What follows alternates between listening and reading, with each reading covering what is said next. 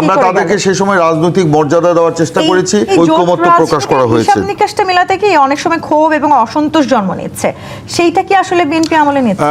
অবশ্যই আমরা আমলে নিচ্ছি, ক্ষোভের কিছু নাই এখানে। ধরেন আসলে এত বড় একটা বিএনপি একটা নিজেই একটা বিশাল একটা রাজনৈতিক দল, তারপরে এখানে একটা বিভিন্ন সময় আন্দোলন সংগ্রামে বিভিন্ন রাজনৈতিক দল গোষ্ঠী এখানে ব্যক্তি এখানে মানে আমাদের সাথে সংযুক্ত হয়েছে। সবার সাথে সমন্বয় করতে গিয়ে নির্বাচনের সময় স্বাভাবিকভাবে সবাইকে নমিনেশন দেওয়া হয়তো সম্ভব হয়নি। আপনাদের দীর্ঘদিনের মিত্র ছিল জামায়াত ইসলামী, তারা এখন আপনাদের বিরোধী রাজনৈতিক দল, তাদের যারা আসলে এই মুহূর্তে ঐক্যে এখানে সেলিম ভাই একটা কথা বলেছেন, জামাত কখনো কারোর সাথে গিয়ে আন্দোলন মানে জোট করে নেই। জামাত অন্যান্য রাজনৈতিক দল কিন্তু তার সাথে জামাতের সাথে গিয়েছে।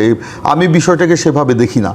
এইটা রাজনৈতিক একটা জোট হতেই পারে, সে তখন যখন জোটটা হয় তখনকার যে পরিবেশ পরিস্থিতি, তখনকার যে রাজনৈতিক ইস্যু, সেগুলোর ভিত্তিতে ইস্যু ভিত্তিক বিভিন্ন আন্দোলন কিন্তু সেটা হয়। কেন এরশাদের আমাদেরকে আমরা আওয়ামী লীগের সাথে জোট করিনি, ঐক্য হয়নি, জোট না যুগপৎ আন্দোলন ছিল না সেটা। আমরা তো বিএনপির নেতৃত্বে 7 দল, আওয়ামী লীগের নেতৃত্বে 8 দল, কিংবা বামদের নেতৃত্বে 5 দল, তারপর জামাতি ইসলামী, আমরা সকলে মিলে এরশাদের বিরুদ্ধে আন্দোলন করে এরশাদের পতন ঘটিয়ে আমরা কি গণতন্ত্রের নতুন পতাকা বাংলাদেশে উড়াই নাই? উড়িয়েছি। তারপরে প্রেক্ষাপটটা আবার ভিন্ন হয়েছে। সেই ভিন্ন প্রেক্ষাপটে সেই জামাত আবার আওয়ামী লীগের সাথে কিন্তু ঐক্য করে তারা বিএনপির বিরুদ্ধে আন্দোলন করেছিল। তারও আগে যদি ধরেন যে আপনার 86 সালে যখন এরশাদ বিরোধী আন্দোলন চলছিল, তখন এরশাদের কূট কৌশলে তখন কিন্তু আন্দোলনের একটা মাঝে আওয়ামী লীগ এবং জামাত ইসলামী তারা কিন্তু আন্দোলনের পিঠে ছুরিকাঘাত করে তারা কিন্তু সেই নির্বাচনে অংশগ্রহণ করেছিল। সেই নির্বাচনে অংশগ্রহণ করার জন্য জামাতের তৎকালীন নেতৃবৃন্দ আপনার শেখ হাসিনার সাথে 32 নম্বরে কোরআন শরীফ এবং জায়নামাজ উপহার দিয়ে তারা কিন্তু দেখা করে তাদের সাথে একসাথে নির্বাচন করার অঙ্গীকার ব্যক্ত করেছেন। সেই ছবিটা তখন বড় বড় করে তৎকালীন সময় পত্রিকা ছাপা হয়েছিল। তৎকালীন জামাতের নেতা আব্বাস আলী খান, মতিউর রহমান নিজামী, মুজাহিদ সাহেব, তারা কিন্তু সেই কামরুজ্জামান সাহেব তারা সেখানে ছিলেন এবং বিশাল ছবি জায়নামাজ তারা উপহার দিচ্ছেন শেখ হাসিনাকে।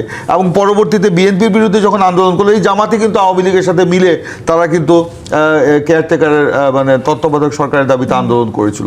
আবার আন্দোলন যখন শেষ হয়ে গেল, আবার 2001 সালে আওয়ামী লীগ যখন ক্ষমতায় আসলো 96-এ, আবার এই জামাত কিন্তু বিএনপির সাথে যোগ হয়ে আবার আন্দোলন করেছে। রাজনৈতিক দলগুলো নিজেদের ক্ষমতার কাছাকাছি নেওয়ার জন্যই যখন যেভাবে বিষয়টা সেরকম আছে। আপনি যেটা বলছেন এনসিপির কথা, যে আন্দোলনের নির্বাচনের সময় এনসিপি আমাদের কাছে এসেছিল, জামাতের কাছেও গিয়েছিল, আমাদের সাথে আলোচনা চলা অবস্থায় তারা কিন্তু জামাতের সাথে যে জোট করেছে। আমি একটু রাখতে চাই, মানে এনসিপি কে তো আসলে আমরা জুলাইয়ের শক্তি বলেছি সেই সময়টাতে। জুলাইয়ের শক্তির তো আসলে কোন একটি বিশেষ কোন রাজনৈতিক দলের সাথে যাওয়ার সুযোগ ছিল না। আমরা তাদেরকে যে রাজনৈতিক আমরা তাদেরকে সেই সময় রাজনৈতিক মর্যাদা দেওয়ার চেষ্টা করেছি এবং একই সাথে তাদেরকে ভিন্ন একটা মর্যাদায় অধিষ্ঠিত করার চেষ্টা করেছি আমরা।